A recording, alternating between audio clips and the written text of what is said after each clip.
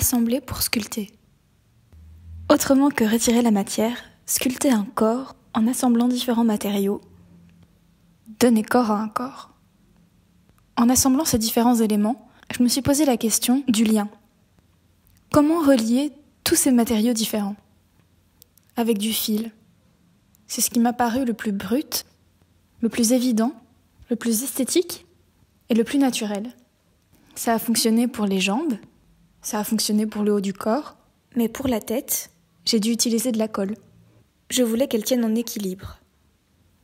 Trouver une place où exposer ce corps, c'est l'inscrire dans un lieu, l'inscrire dans une temporalité, lui donner vie, et je dois l'assumer. Ma première sculpture, elle est déjà spatialisée. Le corps émerge d'un matériau. Il est ancré dans le bois.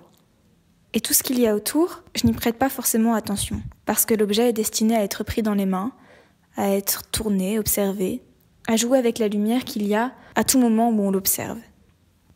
Mais ce petit personnage, fait de feuilles, de fils, de branches, c'est différent. Je veux créer une scène. Les petits cailloux étaient déjà dans ma tête, sur un fond absent. J'ai tout disposé sur mon bureau, j'ai utilisé la plaque sur laquelle je m'appuie pour sculpter. Mais je ne suis pas satisfaite de la lumière. Je voulais quelque chose de plus clair et de moins saturé. À partir du moment où je place la sculpture dans l'environnement, j'ai l'impression que tout devient symbolique. Que ce personnage n'est plus innocent, il ne fait plus partie de mon univers. Il vit hors de moi. Et ça fait peur.